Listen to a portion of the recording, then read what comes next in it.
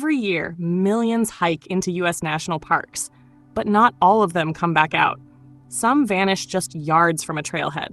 Others are found in places search teams already checked, without their shoes, without a trace, and sometimes without any logical explanation. No signs of a struggle, no goodbye note, just silence. And the deeper you look, the stranger it gets. Why are so many hikers disappearing, and what's really happening out there? It began like so many other disappearances, quietly, without alarms. No cries for help, no witnesses, just a message from a young man telling his father, "I'm heading into the jungle." And then, silence. For a while, no one knew where to look. Was he in the Grand Canyon? Or was he truly deep in the heart of Central America, swallowed whole by the Costa Rican wilderness? What followed was a search unlike any other, marked by confusion, false leads, and a father's unrelenting determination. Cody Roman Dial was no ordinary adventurer. He was born into a world most of us only read about in magazines or see in documentaries. His father, Roman Dial, is a renowned explorer, a scientist and survivalist who's bushwhacked through some of the world's most unforgiving terrain. Roman had mapped glaciers in Alaska, hacked through uncharted jungles, and rafted down rivers that had never before been run. For Cody, that was normal. Adventure was the family business. By the time Cody was in his 20s, he had already explored remote corners of Indonesia and climbed volcanoes in Mexico. He was intelligent, calm, and physically capable, a young man who seemed to have inherited his father's remarkable instincts. So when Cody announced his plans to travel through Central America alone, it didn't raise many red flags. For the Dials, this was familiar territory. But in July 2014, something shifted. Cody had been backpacking across Latin America for several months. His final destination, the Corcovado National Park in Costa Rica, one of the most biologically intense places on Earth. The park is a sprawling, dense jungle filled with rare wildlife and dangerous terrain. There are no clear paths. It's wet, wild, and largely untouched by humans. Tourists are typically required to have a guide. Cody ignored that rule. He sent a message to his parents, saying he planned to enter the park on July 10th. It would be an off-the-books journey, solo, and without official permission. He expected to be back in about 5 days. When those 5 days passed and no word came, concern began to set in. But it wasn't panic. Not yet. Back in Alaska, Roman Dial had just returned from a separate expedition. He checked Cody's travel plans and grew uneasy. At first, even the U.S. Embassy was confused. Early reports placed Cody in Arizona, possibly near the Grand Canyon. It was a strange twist, likely due to Roman's ties to wilderness efforts there. The error delayed critical search efforts for days. By the time everyone was certain Cody had gone missing in Costa Rica, precious time had already slipped away. When Roman arrived in Costa Rica, he brought more than just a father's love. He brought maps, survival knowledge, and the unwavering belief that his son could be found. For weeks, he and search teams scoured the jungle, speaking to locals, combing rivers, and hacking through thick forest. Sometimes he worked with trained dogs, other times with indigenous guides. They found clues, but no Cody. Then came the rumors. Some locals whispered that Cody had run into illegal gold miners or drug traffickers deep in the park, people who didn't want to be found and wouldn't hesitate to protect their territory. Others speculated that he had gotten injured and simply succumbed to the jungle. Theories multiplied. None could be confirmed. But Roman refused to give up. He returned home after months of searching, but kept pushing Costa Rican officials and U.S. diplomats to reopen the case. He returned to Costa Rica again and again. Every time, he dug a little deeper. In 2015, a new development brought a glimmer of hope, or dread. A group of local men came forward, claiming they had found a body near the park's edge, deep in a remote valley. A few bones, a boot, and a backpack. Investigators retrieved the remains. DNA testing confirmed it. It was Cody. He had died alone in the jungle. The precise cause of death couldn't be determined. The jungle had reclaimed him so completely, there was little evidence left behind. No signs of foul play, no conclusive injuries. Just the remnants of a young man who walked into one of the world's wildest places and never walked back out. The final revelation left Roman with answers, but also with silence. In many ways, it raised more questions than it answered. Why had Cody gone off trail? Did he get lost? Was he injured early in the trip? Had he encountered someone or something that scared him off his route? Or had he simply underestimated the jungle's ability to isolate, to confuse, to erase? Those questions remain unanswered. A young man shaped by the wild who lost his life in it. A father who had prepared his son for everything, but still couldn't save him. And a jungle that gave nothing back except time and silence.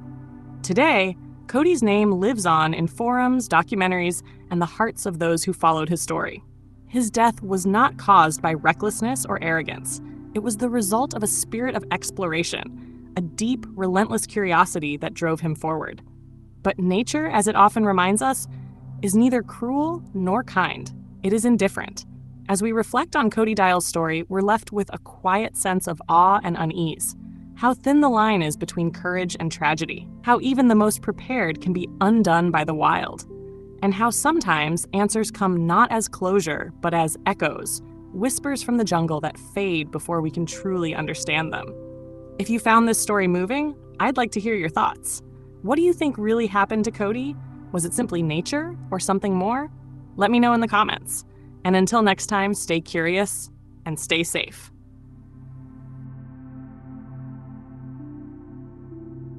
It was supposed to be a bonding trip, a moment of stillness and connection carved out from the chaos of everyday life. A mother, her teenage son, and his friend hiking through the wild beauty of the Grand Canyon.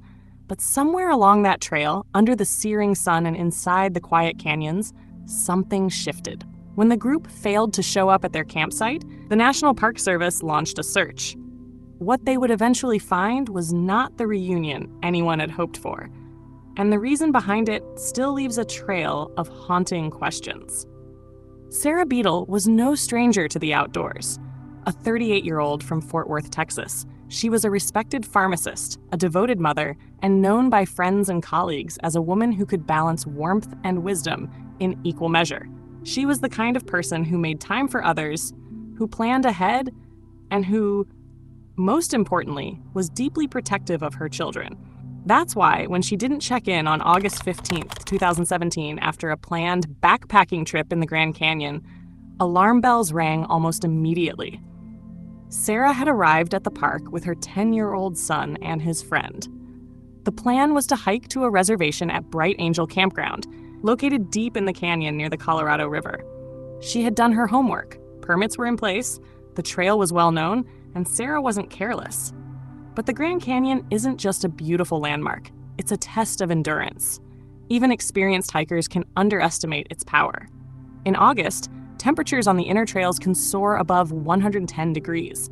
The environment is unforgiving. Every wrong step becomes amplified. When the group failed to arrive at the campground as scheduled, rangers took it seriously. A missing person report was filed, and within hours, search teams were dispatched. It's important to note that many disappearances in national parks begin like this, quietly. No warning signs, just someone not arriving where they were supposed to be. Search crews focused their efforts along the South Rim, particularly the trails leading to Phantom Ranch and the canyon's interior drainage routes. Helicopters were used to scan remote areas, while ground teams navigated paths on foot. Then, 2 days later, the search came to a heartbreaking end.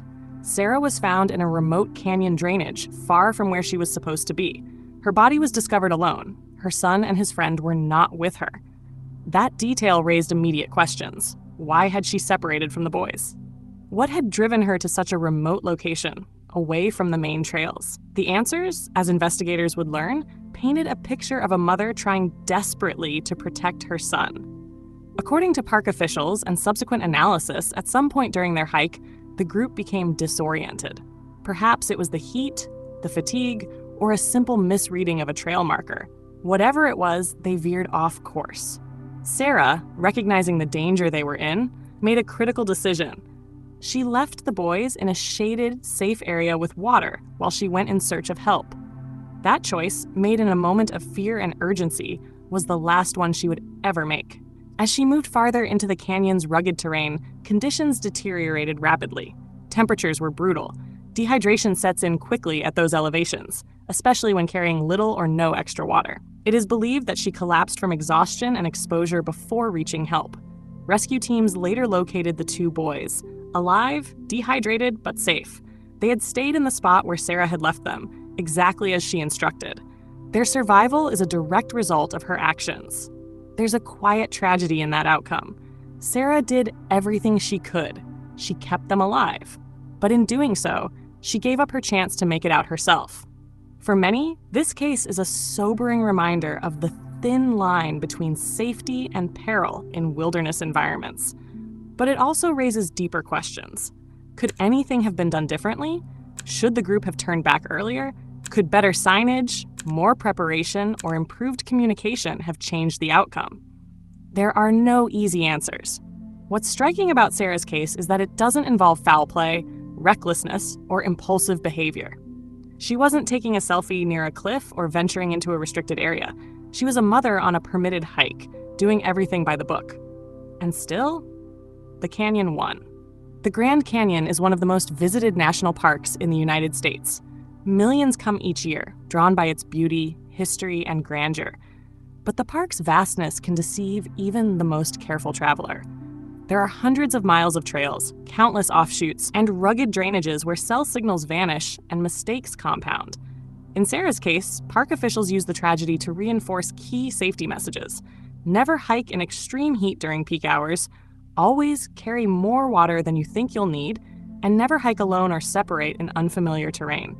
But beyond the logistics, there's something more powerful to take away, an understanding of the human spirit under pressure.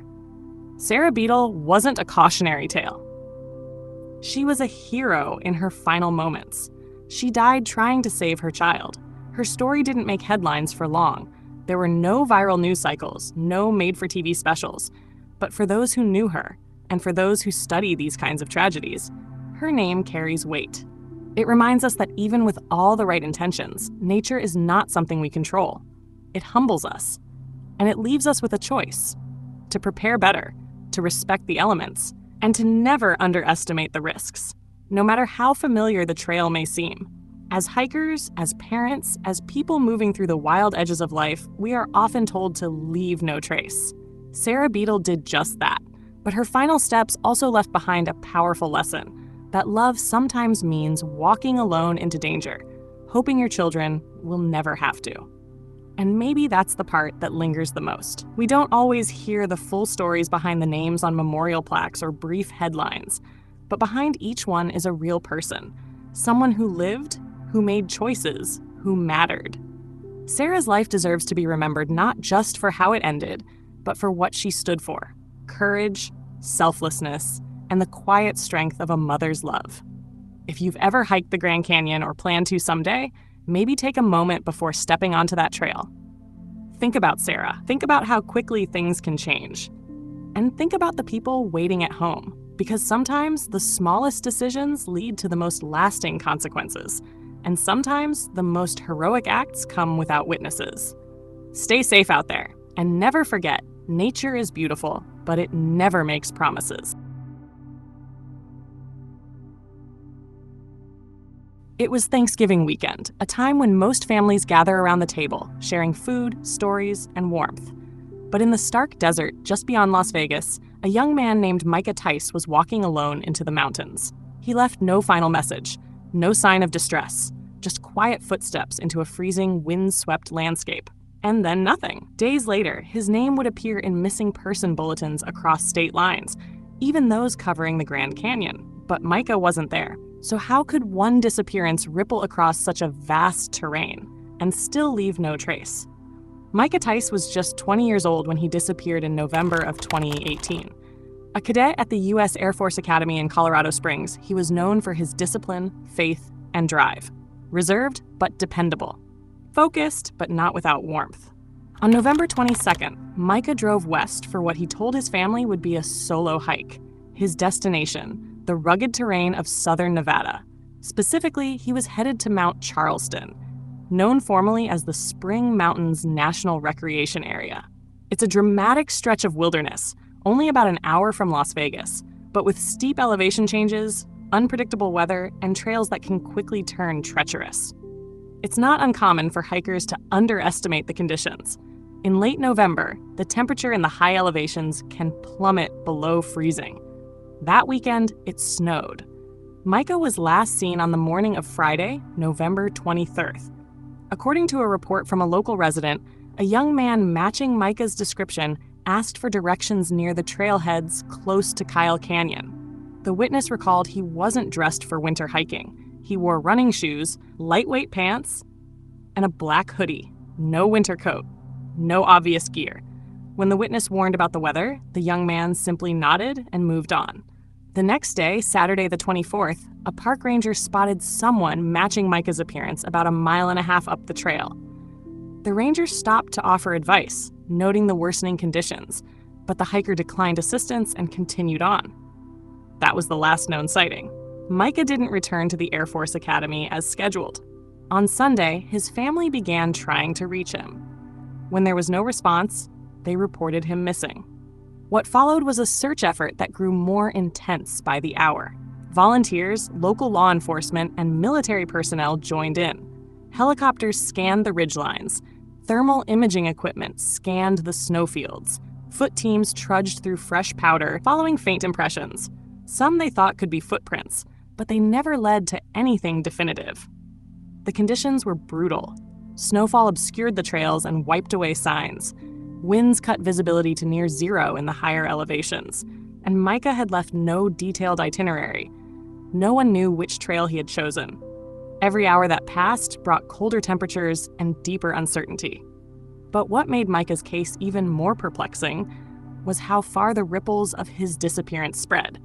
His name started appearing in Grand Canyon area missing bulletins. Online message boards and search coordination groups linked his case with others from Arizona and Utah. There was confusion. Was he possibly on a longer trek? Had he driven farther than originally thought? Could he have rerouted through national park areas? Authorities later confirmed that the Grand Canyon mentions were largely a result of overlapping search coordination and public alerts. Micah had not gone to Arizona, but the fact that his name was linked to another high-profile missing hiker from the Grand Canyon around the same time sparked theories, many of them misguided, but all reflecting the hunger for answers. Micah's family, grounded in faith, remained composed but determined. They believed he was still alive. That perhaps he had found shelter, was waiting for rescue. They held on, even as days turned into weeks. But search teams began facing harsh realities. No fresh signs, no gear, no trail of discarded items, which are sometimes found in survival situations. And, perhaps most notably, no cell phone signal. His phone had been silent since the day he vanished. The Air Force and Las Vegas Metropolitan Police continued to work together, coordinating with the U.S. Forest Service. But with weather worsening, they had to scale back operations in early December. The official message: the search had gone as far as it could, given the conditions. And then, silence. There was no dramatic discovery, no final clue, no recovered belongings. Micah Tice simply vanished. In the months and years since, Micah's case has become a quiet echo within the vast catalog of wilderness disappearances in America. A young man with a future laid out in uniform, structure, and purpose, lost to a place known for its beauty, but also its indifference to human plans. There were questions, of course. Why wasn't he properly equipped? Why go alone, knowing the risks? Some speculated that perhaps Micah had underestimated the severity of the hike, or that he had miscalculated the weather. Others suggested he might have had something deeper on his mind. But his family firmly rejects any narrative that suggests he had no intention of returning. For them, this was a case of tragedy, not intention.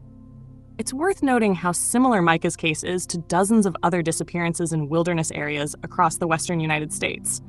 There's often a pattern: solo hiker, light gear, poor weather, sudden vanishing.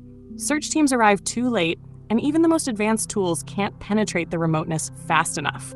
Some of these disappearances are explained eventually. A set of remains found by a future hiker, a boot or backpack discovered by a hunter years later. But many, like Micah's, remain unsolved, open-ended questions preserved in cold air and high peaks. What makes his story linger is the absence of closure. There is no confirmed location, no final communication, no remains. Just a name and a silence that grows with every passing season. The mountains around Mount Charleston have reclaimed him, if he is indeed still there. And in that, there's a quiet reminder. Nature does not negotiate. It does not play favorites. Even the most prepared can be overtaken by a moment's misstep or a sudden storm. Micah's family has never given up hope. Not blindly, but faithfully. They have urged hikers and searchers to remain alert, to keep eyes open when traversing those trails. They believe Micah's story, though unfinished, can still serve a purpose, to remind us all of the fragility of safety and the quiet dignity of those who go missing. Not in scandal or spectacle, but in solitude. And perhaps that's the most haunting part of Micah Tice's disappearance, that a person can vanish so completely, not into a crowd, but into the vast openness of wilderness, and leave behind not confusion or chaos, but a quiet, echoing question. How can someone disappear so silently? And will we ever hear the answer?